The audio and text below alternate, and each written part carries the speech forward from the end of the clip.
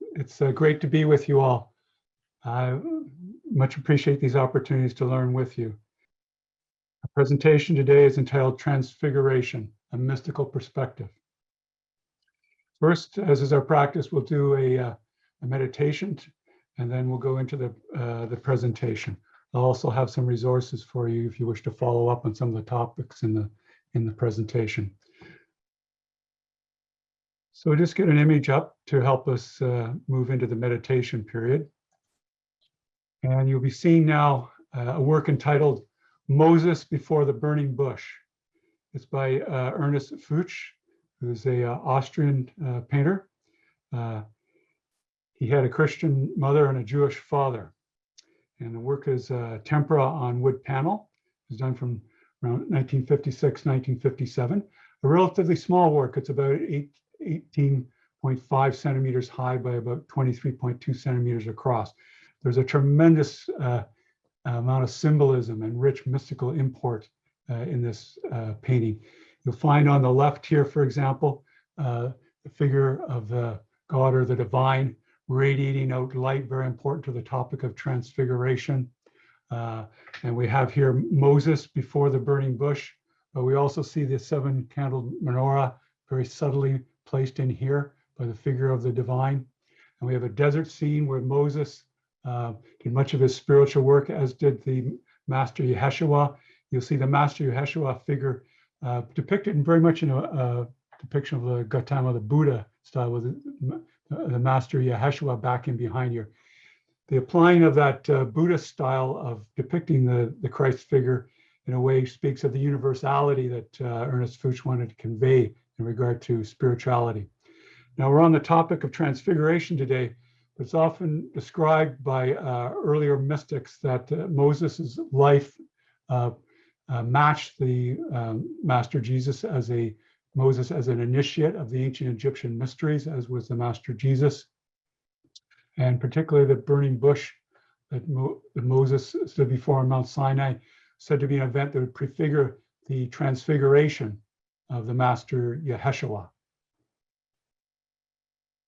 So let's take in this very inspiring image as we prepare ourselves for meditation and the topic of transfiguration. I'll also later, through Karen, provide you with some references in the chat that deal with this painting and other related things we'll talk about. So let's take a little more time to look at this very intriguing painting of a mystical nature.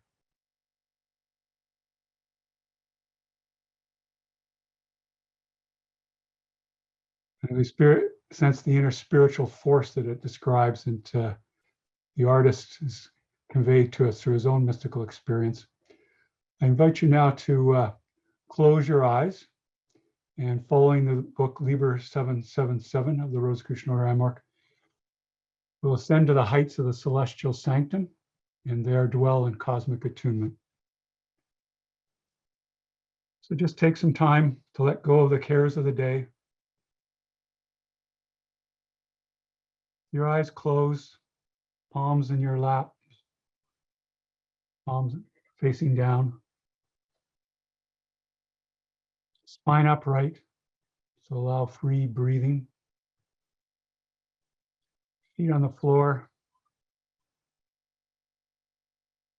Right angle at the knees if you're in a seated position. Just enjoy the rhythm of the breath, doing what Rosicrucians refer to as neutral breaths, either holding the inhalation or holding the exhalation. Breathing is a very simple act, but it's a very profound one that links us to all the rhythms of the universe through what Rosicrucians refer to as the cosmic keyboard. As if there was a great keyboard on a piano, but extending tremendously to higher and higher rates of vibration, higher and higher octaves. As we learn to master our life and live in harmony with all, we become a great pianist who can play the different octaves as needed as each situation bears.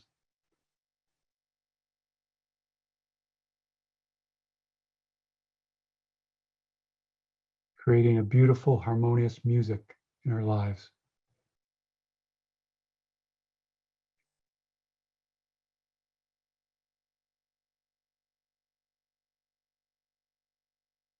Continue to just concentrate on the breath. Taking in the vital life force and feeling that invigorating effect. As we breathe in the air, it's charged with the vital life force. Feel like a tingling in the extremities of your body as the heart pumps the blood with the vital life force in it, brought in through the breath. Feel increasingly ourselves as beings of light, as the Master Jacob Bohm spoke of us.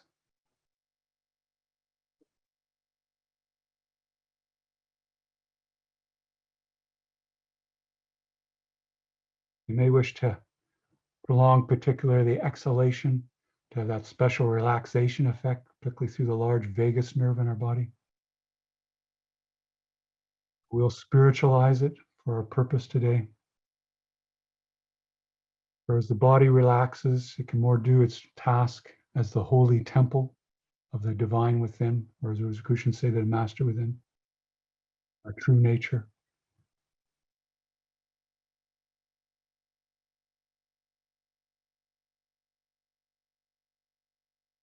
Now let us begin our ascent to the heights of the celestial sanctum. With your eyes still closed, following the breath, picture yourself rising up out of the room where you are now, up over the home or dwelling. Keep rising up over the town or geographic area, the city where you dwell. See the great system and order below of the streets, the environment. And rise up higher again and take in the province or state where you dwell. Now you can see the weather systems and the water systems, the landforms. Keep rising up higher and higher with a degree of exhilaration of the ascent. Use great inward force of a spiritual nature to rise faster and faster. Take in the entire nation where you dwell now. Wish to radiate love and well-being down to all creatures and humanity below. It's an act of service that we'll take up later at the heights of the celestial sanctum. And keep going faster and faster and take in the continent where you dwell and ultimately the hemisphere, either the north or the southern hemisphere where you're dwelling. And ultimately, as you arrive faster and faster, take in the beautiful blue jewel of the earth. See the continents and the great weather systems, some spiraling. Sense the rotation of the earth about its great axis, all this great harmony and order. And keep rising up faster and faster, far faster than the speed of light now, and take in the solar system and see the great fiery ball of the sun and the huge planet Jupiter and the great rings of Saturn and the other planets such as Mars and Mercury.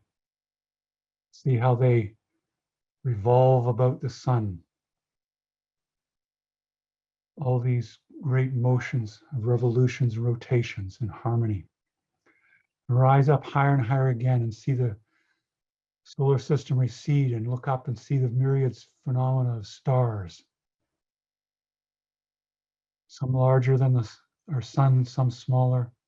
Some are bursting forth with great light as supernovae, but also see quasars and pulsars and sense the presence of the black holes that help balance the universe.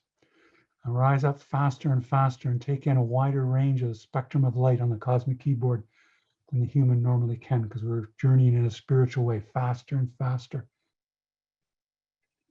Take in the great sea of vibrations, the music of the cosmos, the harmony of the spheres that is spoken of in antiquity. Feel a degree of exhilaration by seeing this great handiwork of the Creator. Rosicrucians speak of the cosmic as the universal intelligence back of the cosmos and all the natural and spiritual laws thereof that we can experience deeply as we ascend to the heights of celestial sanctum and we return, having fled back and apply them in our life. As you rise higher and higher, start to sense the great home of the Milky Way galaxy that we're in, and sense its great spiraling arms. You go right out of the Milky Way galaxy and look back at its great spiraling motion about its center, and see the great arm where our home is for a solar system. And look at the great beauty of this great spiraling galaxy rotating before us. And now look up and see other galaxies and myriad other stellar phenomena. Keep going faster and faster using great inward force. Now is not the time to be passive. We'll be passive and surrender when we reach the heights of celestial sanctum. But just take in the cosmos, its stupendous harmony and order. See all the galaxies. And start to sense super clusters of galaxies and nebulae.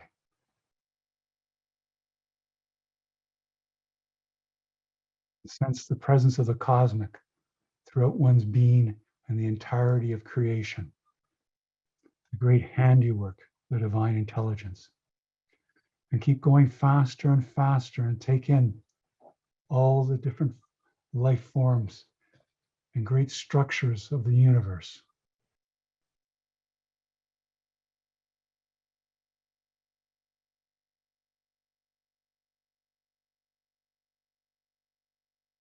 Continue to move and enjoy the ascent. Feel even more your breath harmonizing with the great rhythms of the universe.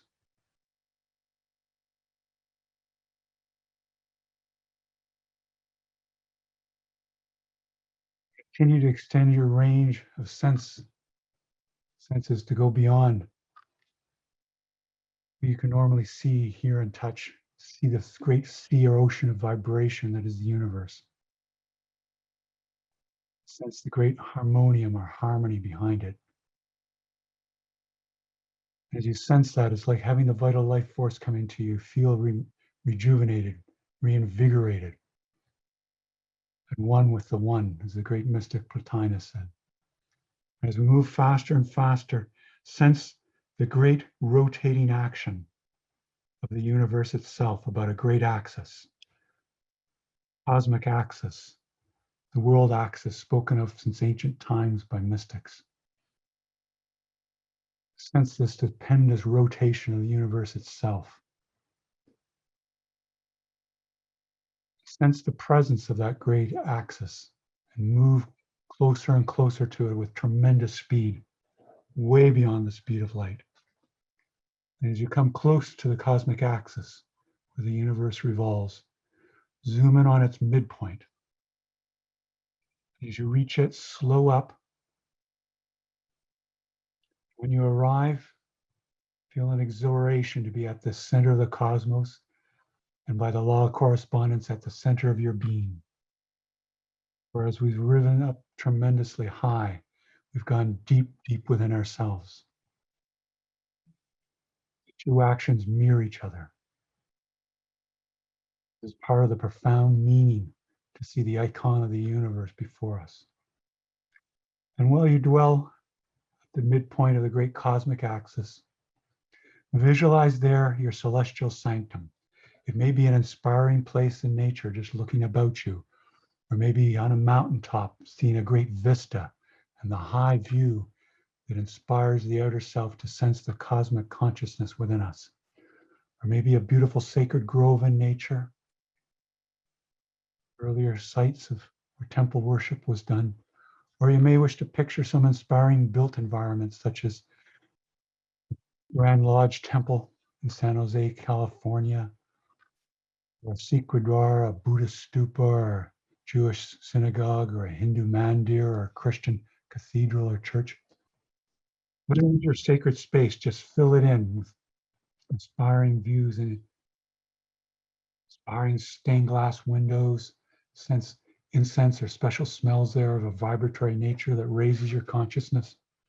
Sense other fratres and sorors and participants with you of like mind that are tuning with the cosmic at this time, being exhilarated together, sharing in union. Keep filling in the sights and the sounds. You may wish to picture there some great convocation of a mystical nature that's going on with the imperator, the chief executive officer of the Rosicrucian order. important lessons that are being conveyed at this time. Just continue to fill in your celestial sanctum. When you have it well filled in, let go and turn inward, feeling the exhilaration to be at such a special place. Your sacred celestial sanctum at the center of the cosmos, at the center of your being. When you're ready, dwell there for a time in stillness and what Rosicrucians refer to as a type of profound peace, peace profound.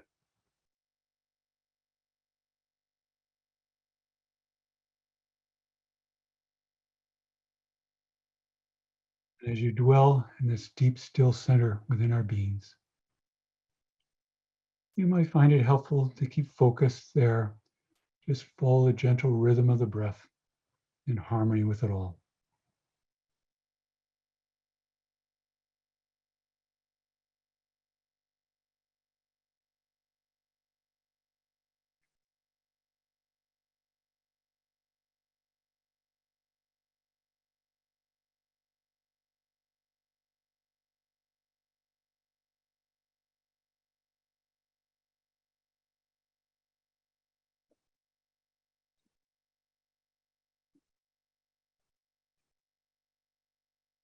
Just surrender your outer nature to the divine within, your true self and teacher.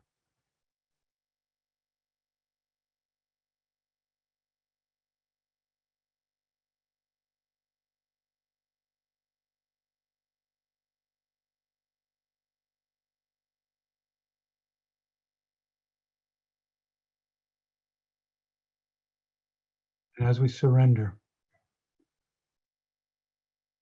feel the great enrichment and ennoblement that comes forward from the divine within. There may be special messages at this time to help guide us in our lives, be of greater service to others.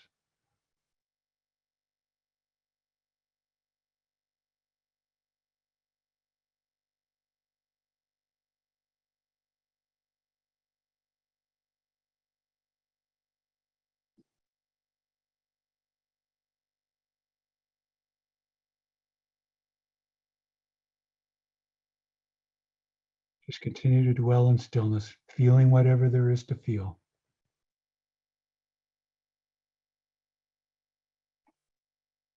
Various impressions come to mind or thoughts.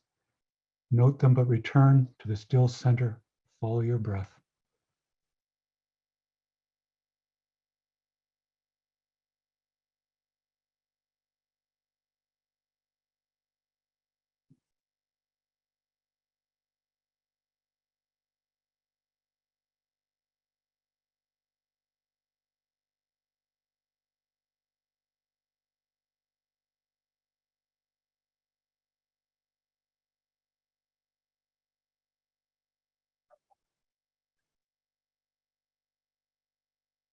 As we dwell at this still center, let us undertake further spiritual operations of the Rosicrucian order and work. Let us conduct the baptism of the vital life force as given to us by past Imperator H. Spencer Lewis. As you dwell in your celestial sanctum, picture or visualize the vital life force raining down on you like a gentle rain or like a shower of water going through and permeating your being.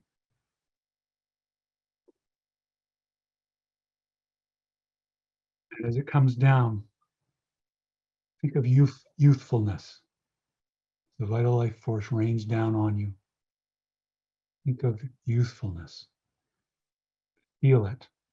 Be it. Feel how the vital life force is even more strongly charged in your body now. So dwell on it and youthfulness.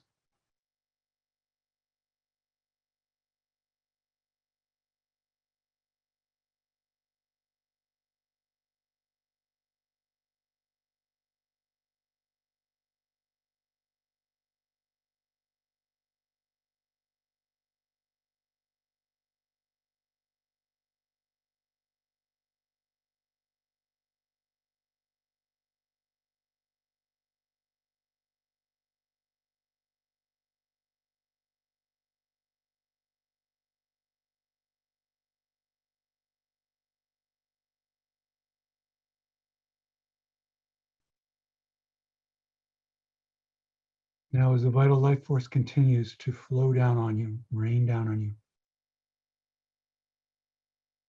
think of beauty.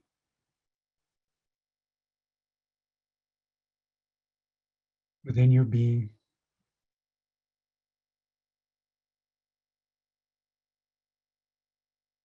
within and without.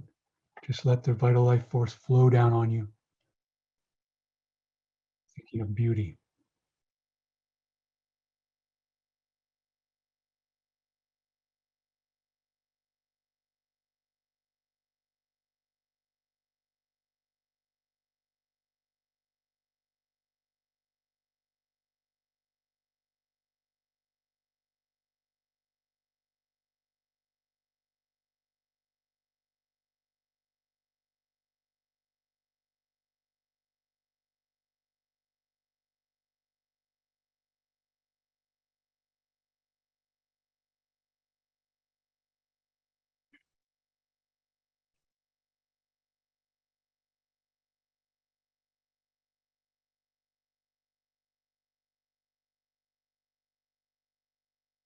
Now, as the vital life force continues to flow down on you,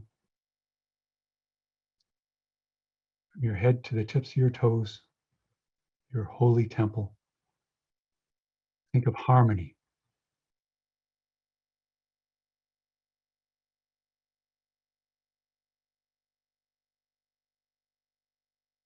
Be it, feel it throughout your being.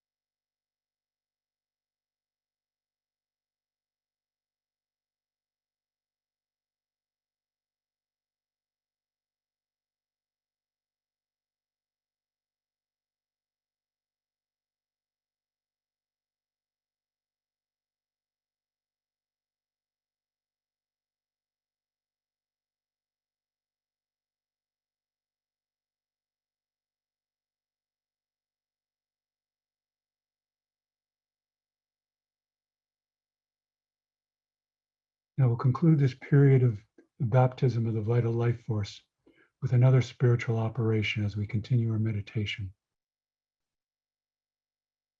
Let us conduct a meditation on the heart, the center of the cosmos. Another exercise spoken to us and recommended to us by past Imperator Harvey Spencer Lewis. Picture your heart now charged with the vital life force at the center of the cosmos, at the center of your being.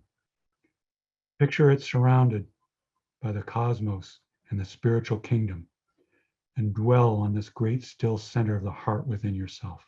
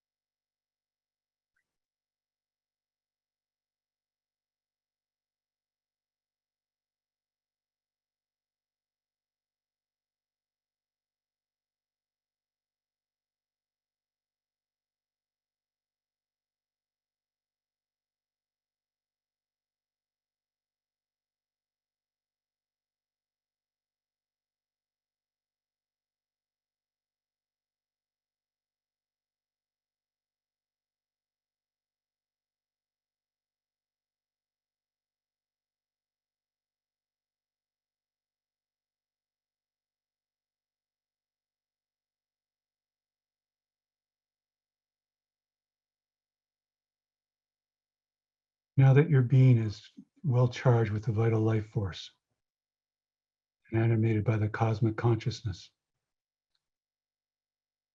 let us continue into another exercise based on the ancient Egyptian pyramid texts,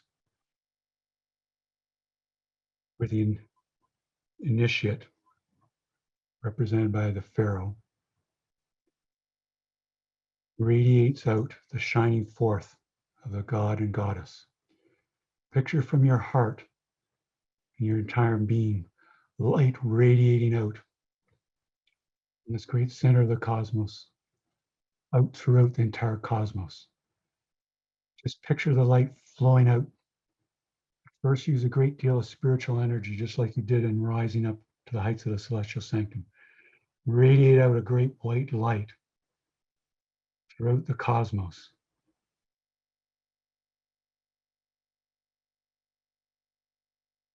Feel your being animated by this white light radiating out from you, expanding to fill the cosmos.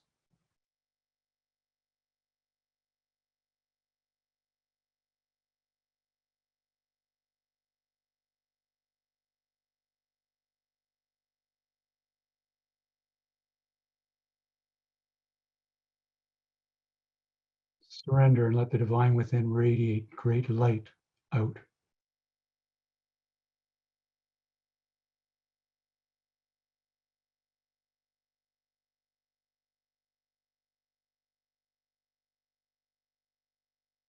Feel yourself transformed and transfigured as you do this.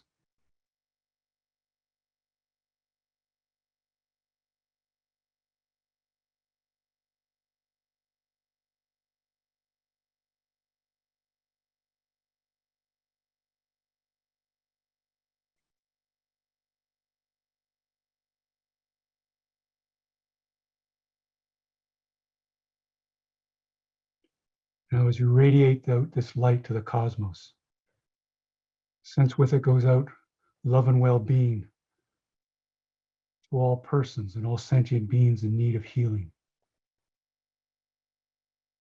We do this as part of the silent council, the council of solace of our Grand Lodge, all those who petition in need.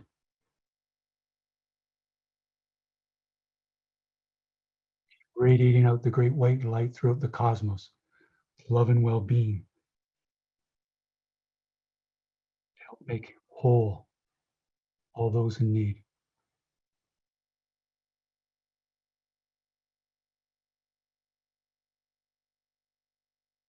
Our outer nature acts as a channel here. It's the divine within that does the great work.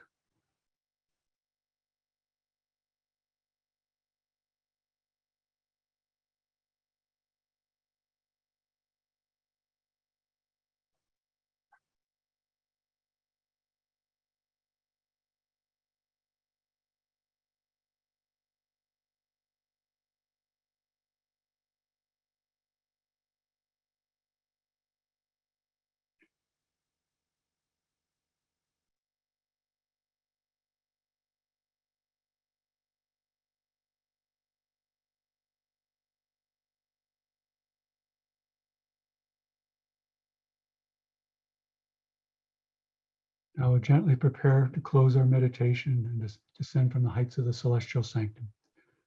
Rosicrucians use the term "so mote it be" to mean "so be it in truth." So for our work, the silent council radiating love and well-being, let's say, if it pleases the cosmic, it is done. So be it in truth, so mote it be. Now with a prayer of gratitude on our lips for this opportunity to be of service and further experience our birthright at one with the One. Let us begin our descent from the heights of the celestial sanctum, passing myriad superclusters of galaxies and individual galaxies and myriad stellar phenomena. Faster and faster, making our way back till we see way in the distance this Milky Way galaxy, the great spiraling galaxy that is our home.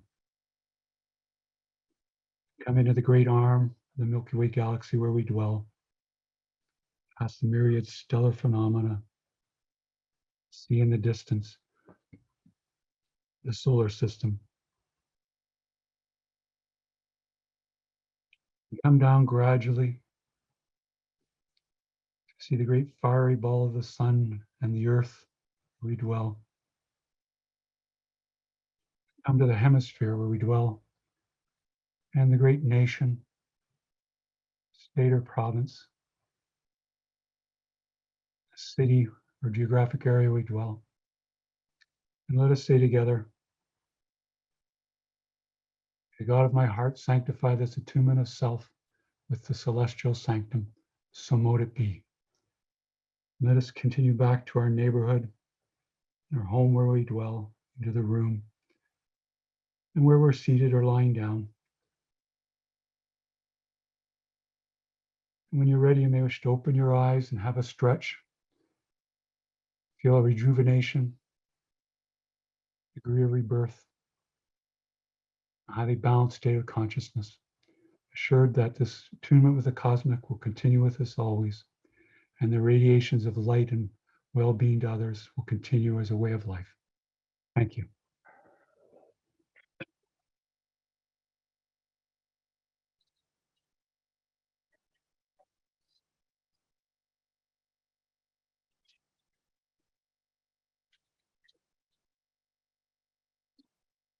We'll begin our presentation now, Transfiguration, a mystical perspective. One of the most spectacular and at the same time most intriguing events related in sacred scriptures of the world is that of the Transfiguration, described in the Gospels. It's actually described in 3 of the 4 Gospels, Matthew, Mark, and Luke. It is also referred to in 2 Peter. We will consider the Transfiguration and its meaning and relevance to the Master Yeshua and our own mystical development and work in the evolvement of humanity. In a way, the story of the Transfiguration encapsulates in a succinct way the whole of our spiritual maturation and evolvement. In a related way, from a spiritual and mystical perspective, the ritual of the Roman Catholic Mass is structured on the story of the Transfiguration. Now, the Rosicrucian Order Amorc is not a religion, but it does deal with spiritual matters. Helpful in this regard is one of Bolivar's aphorisms in the Rosicrucian Order Amorc book, Whisperings of Self, where it states, "Each religion is a mystical experience had by its founder, out of which grows the creed which it expounds." In this spirit, we will consider the inner spiritual or mystical meaning of Transfiguration for our evolvement and service.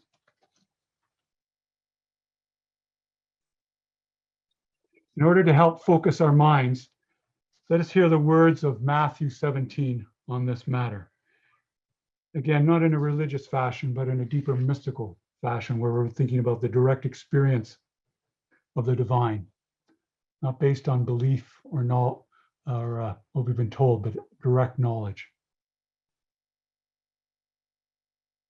After 6 days, Yeshua taketh Peter, James, and John, his brother, and bringeth them up into a high mountain apart.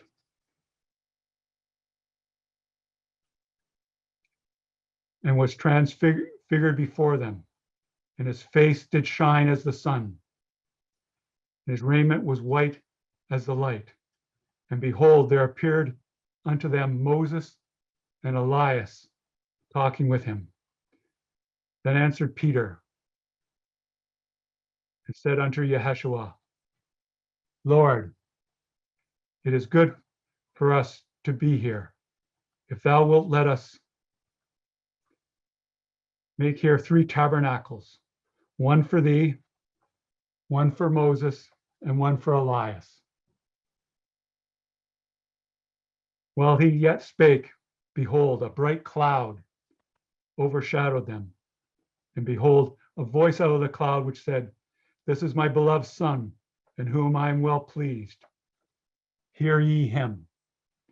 And when the disciples heard it, they fell on their face and were sore afraid. And Yeshua came and touched them and said, Arise, and be not afraid. And when they lifted up their eyes, they saw no persons, save Yeshua only.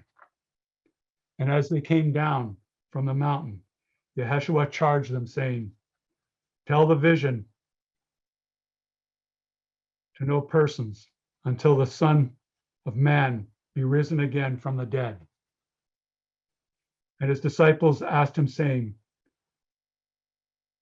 Why then say the scribes that Elias must first come? And Yeshua answered them and said unto them, Elias truly shall first come and restore all things. But I say unto you that Elias is come already, and they knew him not, but have done unto him whatever so they listed. Likewise shall the Son of Man suffer of them. Then the disciples understood. He spake unto them of John the Baptist.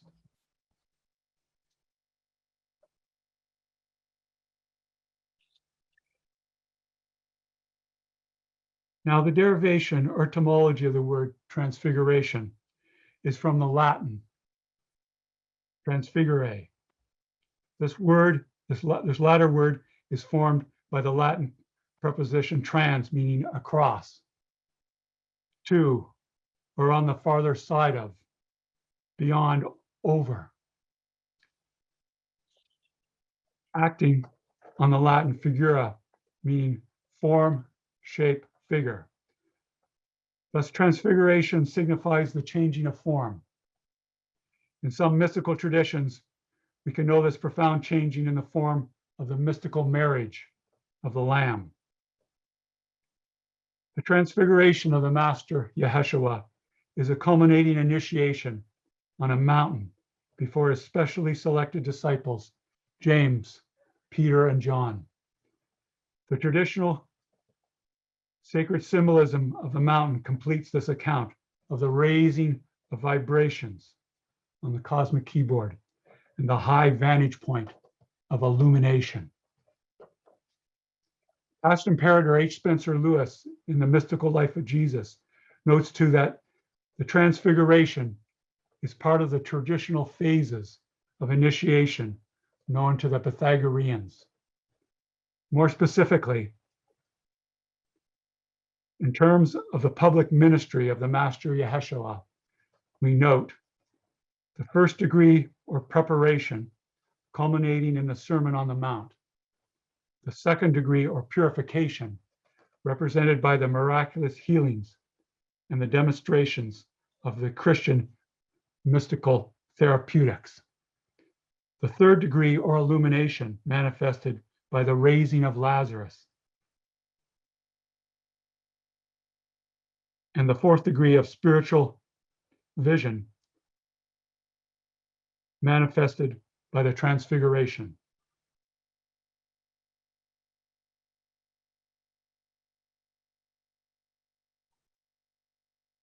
Also, in terms of initiation, the transfiguration of the Master Yeshua on a mountain is closely related to one, his baptism in the River Jordan by the Essene Master, John the Baptist, and two, the Master Yeshua's encounter with his same three disciples in the Garden of Gethsemane near the base of the Mount of Olives.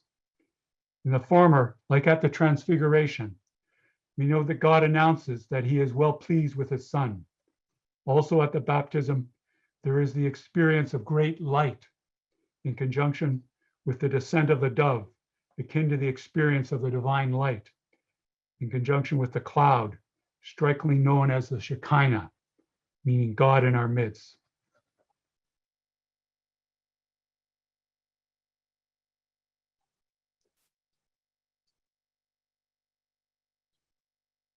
At the Transfiguration, further, We note in Luke's account that the disciples entered the cloud with the Master, Yeshua, which may remind some of you of a particular Rosicrucian exercise. Also at the Transfiguration, the disciples John, James, and Peter are being prepared and strengthened for their subsequent experiences with the Master Yeshua on another mount, that of Gethsemane. They see Christ's exaltation in their preparation to witness his agony. In these closely linked events, Yeshua is recognized and announced as the Son of God at the baptism, the Transfiguration, and the crucifixion, all important stages of mystical development that each one of us goes through. Now, it's important to note that after the Transfiguration and before the descent, that Yeshua's disciples only see him. They no longer see the two other masters that were beside Yeshua on the mount. And part of the mystical interpretation is that the disciples are seeing the Christ consciousness, the one unified way of seeing things at that point. Indeed, after the Transfiguration, the Master Yeshua guides his three disciples immediately into service in the care of those in great need. Illumination needs to be applied in service for the regeneration of humanity and those about us, and the earth itself. In this manner, cosmic attunement of the aspirant will also be maintained and justified. It is to be emphasized that Transfiguration is a preparation for us for charity and service.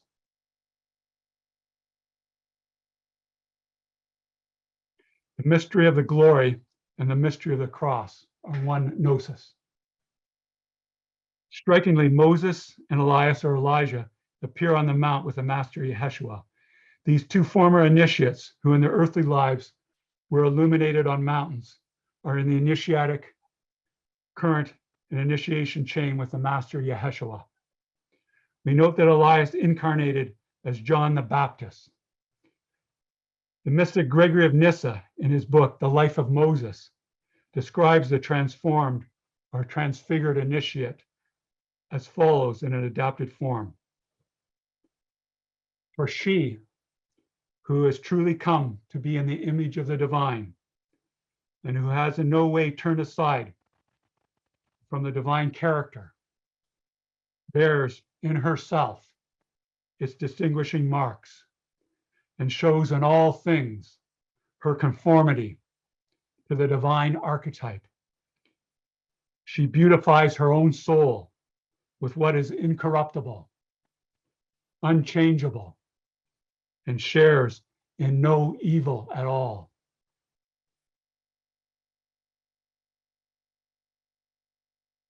Before the Transfiguration of the Master Yeshua, there was 6 to 8 days of preparation. St. Matthew and St. Mark indicate 6 days, which suggests the 6 days of creation. St. Luke indicates about 8 days, which suggests rebirth. In preparation, the Master Yeshua speaks of his disciples of cross-bearing, following him, and foretells his coming in glory. The Transfiguration leads to trials, tests, preparations, and reunification. After the Transfiguration, the Master Yeshua descends from the mountain. Peter wants to remain on the mountain and prolong the vision and glory. However, Master Yeshua guides his 3 disciples to be active in alleviating the suffering of others and undertaking their own purification. This insight is akin to the traditional Rosicrucian adage in Latin, portrayed in the lower part of the left stained glass window at Rosicrucian Park. Ad rosum per crucem, ad crucem per rosum. That is, by way of the rose, the cross. By way of the cross, the rose. The early Christian mystic, John Chrysostom, tells us that the Transfiguration is where Christ shone forth more than the sun. This great luminosity is of the divine light within us, the perfected aura and cosmic attunement, as we did with our meditation exercise to prepare us for this presentation. The cloud signifies the spirit, Yeshua, the son or daughter of the divine, and the light, the father or mother of the divine. Additionally, at the Transfiguration, the disciples were taken from time into the experience of eternity now. Not as an eternity stretching forward greatly, back in time and forward in time, but eternity now. We can say with Paul, I die daily, as he mentions in Corinthians. And we are also resurrected and transfigured daily. In this process of growing realization, the mystic Paul saw us as having nothing, yet possessing all things. The light of transfiguration allows us to see things truly as they are, in their essence. The world is a sacrament of God's presence as we see the Christ principle in all things. In the maturation of the Christ consciousness or cosmic consciousness within us. Peter, James, and John perceive the transfiguration to the degree that they are able to psychically and spiritually.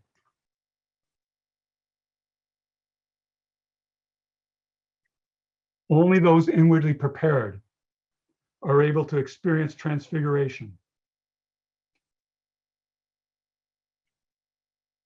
The disciples then see the Master Yeshua as he truly is, fully human and at one with the divine. The mystery of the Transfiguration renews our sense of wonder. All humanity shines forth in the Transfiguration. We are thereby called to be priests of creation and agents of the divine.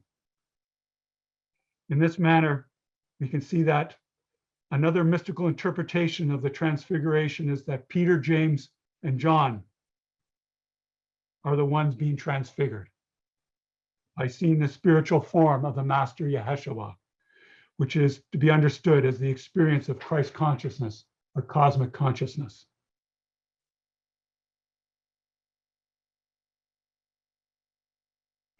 The story of the Transfiguration has parallels in other spiritual traditions of the world. For example, in the Hindu epic and sacred text, the Bhagavad Gita, the prince and skilled archer, Arjuna, in his chariot faces a great battlefield. The avatar manifestation of the Godhead, Lord Krishna, is his charioteer. Arjuna accepts Krishna as his spiritual teacher. As time appears to stand still, Arjuna is instructed and initiated into the great wisdom and practices of yoga, the way of unification. Arjuna learns how to discipline his mind and senses to experience cosmic consciousness and to unite with the divine. At one point, Krishna shows his true transcendental form to Arjuna, akin to the three disciples seeing the Christ on the mount. Allegorically, Krishna represents Arjuna's inner self and link to God. The chariot corresponds to Arjuna's outer senses and faculties, and the battle scene corresponds to the dilemma and challenges we encounter in mastering life.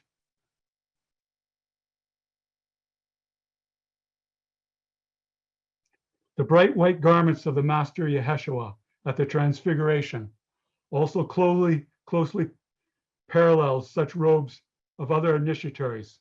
The starry garments of Mithras and Isis also find a parallel in the tearing of the heavens at the time of the baptism of the Master Yeshua and at the time of crucifixion, when the temple veil tears, which according to Josephus was a huge tapestry that depicted a panorama of the entire heavens.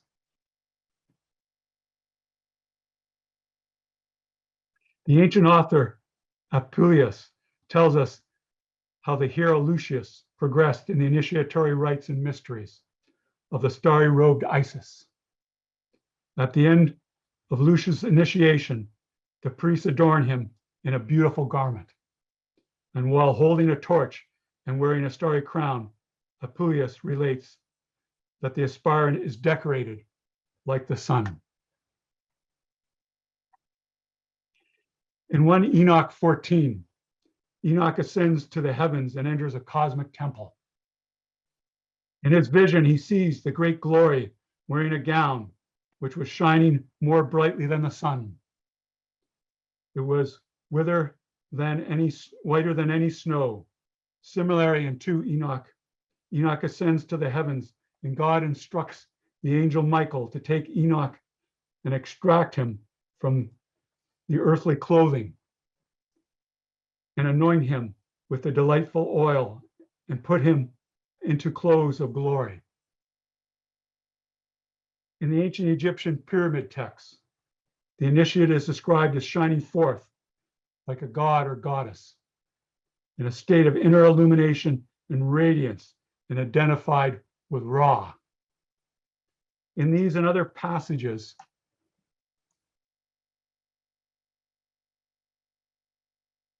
from ancient sacred texts, we note descriptions of the transformations of initiates that match the transfiguration of the Master Yeshua with his radiant face and raiment. In essential terms, these descriptions speak of our own transfiguration. Indeed, our regeneration and spiritual evolvement involves transfiguration. The great healing and radiant light that we pour forth during our meditation, and indeed pours forth from us, arises when the outer self surrenders and works in harmony with the Master within, the divine within, and its infinite resources. Similarly, through the application of the divine attribute of imagination and instruction in self-mastery, the Rosicrucian order Amorc works towards the transformation and transfiguration of humanity. In transfiguration, we become fully human and godlike. We see ourselves in the divine's image and likeness. This perception is of the human in the beginning, the original beauty of the human, to which we bend every effort to return, fully matured in oneness. The transfiguration looks forward to resurrection, the great rebirth, in the state of self-mastery, which Rosicrucians refer to as the rose qua state. As students of mysticism, we must always emphasize the necessity and centrality of firsthand direct experience. As mentioned earlier, sobering in this regard is Belivar's aphorism in the Amorc book, Whisperings of Self, which I repeat. Each religion is a mystical experience had by its founder, out of which grows the creed which it expounds. In the long run, we cannot live on the mystical experiences of others. Fortified by the examples of those leading lights that have gone before us, one must venture in oneself. In this regard, let us note that the Transfiguration draws forth the key inner directions and purposes of the human. It betrays before us the heroic figure, which must be internalized within us in our realization of the Master within, the divine within. The story speaks of the attraction to self-mastery and perfection, or excellence.